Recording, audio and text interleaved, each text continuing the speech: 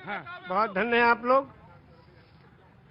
मानस की एक चौपाई है, बिन पग चले सुने बिन काना कर बिन करे करम विद नाना आनंद ही सकल रस होगी बिन वाणी वक्ता पर जोगी। एक राम है घर घर लेता, एक राम है दशरथ बेटा, एक राम है जगत प्रचारा, एक राम है जग से न्यारा। जो जग से न्यारा है उसके कैमरे के नीचे हम लोग खड़े हैं, हम सबके सारे कर्मों को देख रहा है।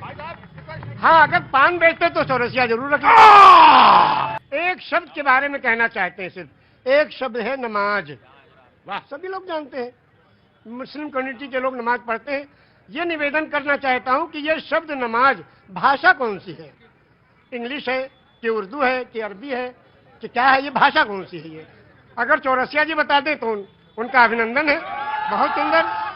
आज तो आपने लगता भिगो भिगो के देना तय कर लिया है। मौसम नहीं है भीगने वाला। ये लखनऊ है भैया। हाँ जी, अरे मुझे मालूम है उनको, मैं जानता हूँ, पांडे जी हैं वो जी, वो पांडे जी हैं, मुझे मालूम है। मैं पांडे तो मैं भी हूँ। ब्रह्म जो सो जाने ब्राह्मण, जिसको ब्रह्म का ज्ञान हो वही ब्राह्मण। ब्राह्मण को ऊपर से तो आपने कहा जहाँ पे आपने छोड़ी थी बात वो। हाँ, शब्द है नमाज। नमाज जी, एक शब्द है और ये प्योर संस्कृत का शब्द है। उर्दू में इबादत, हिंदी में पूजा अर्चना उपासना, इंग्लिश में प्रेयर और संस्कृत में नमाज। क्यों? इसको संधि विच्छेद कीजिए। नमः धन अज। नमः नमन करना, प्रणाम करना, दंडवत करना, सजदा करना, झुक जाना, समर्पण हो जाना, समर्पित कर देना, जय जयकार करना, चरणों में पड़ जाना, धाराशाही होना, नतमस्तक होना, सरेंडर हो जाना। किसको? उस प्रभु के चरणों में जिस कंप्यूटर को रख देना कि हे प्रभु तू ही सबसे बड़ा है और तूने इस मनुष्य को बनाया है, इसका आविष्कारक तू ही है, तेरे चरणों में हम समर्पित हैं, इसलिए अजन्मा को नमन करना। और ये हुआ नमाज। एक मिनट, मेरे माथे पे थोड़ा। आपने कहा कि 18 पुराण, 14 रामायण, 4 वेद, 6 शास्त्र, 18 पुराण, 14 रामायण, 108 उपनिषद। जब बैनर लगते हैं दुर्गा जी के महोत्सव का, लिखते हैं श्री श्री श्री 108 दुर्गा महोत्सव। अब 108 के बारे में लोग नहीं जानते। 108 वो छोटे छोटे कोटेशंस हैं जो जीवन यापन करने के लिए उस प्रभु ने भेजे हैं। वो 108 पूर्णांक भी है, लेकिन आपने कहा 18 पुराण के नाम आपको पता है और वेद भी पता है, सब पता है। ऊपर वाले की कृपा है, ये लोगों की सेवा की तो ये मिला है। ज्ञान तो किसी के बाप का है नहीं, जो ग्रहण करना चाहे ले ले।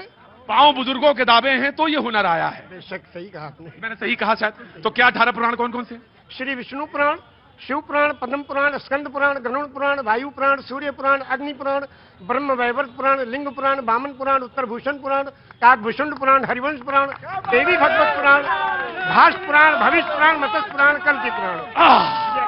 विष्णु पुराण से कल्कि पुराण तक आपने 18 पुराण के नाम, वेद भी। और आप मक्का होया है?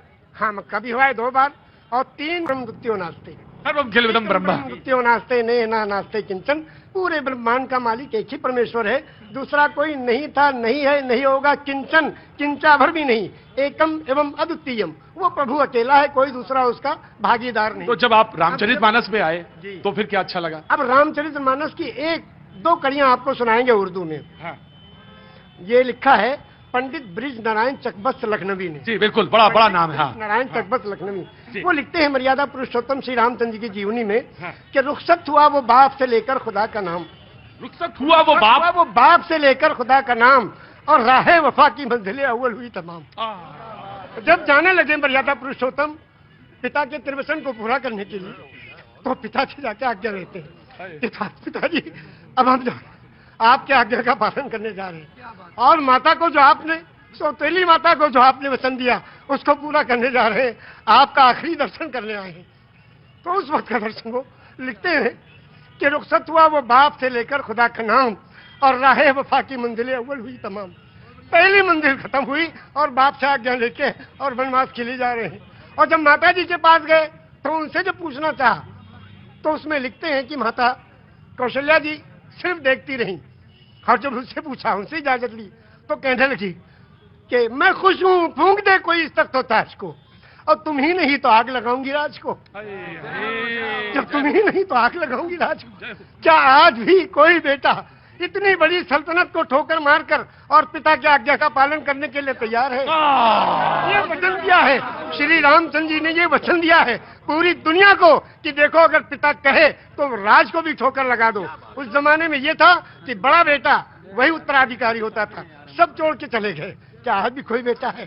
तो इस राम की जीवनी से ये सबक लेना चाहिए। आचार्य जी आप तो आपने तो आचार्य अब बिल्कुल, अब इसके आगे अब आप हमसे क्या कहवाएंगे? बस इतना ही है। ऐसे दोनों आंखों सच में ये है कि दोनों आंखों से जलधार बह रही है। और शायद निषाद राज ने भगवान के जब चरण पखारे होंगे तो शायद यही रहा होगा दृश्य। निषाद राज ने यही पूछा हाँ, जब गए, हाँ, जो उत्तराधिकारी हुए थे हाँ। और तलाश करते गए, निषाद राज ने पूछा प्रभु आप कहाँ? हाँ। कहने के अपने भाई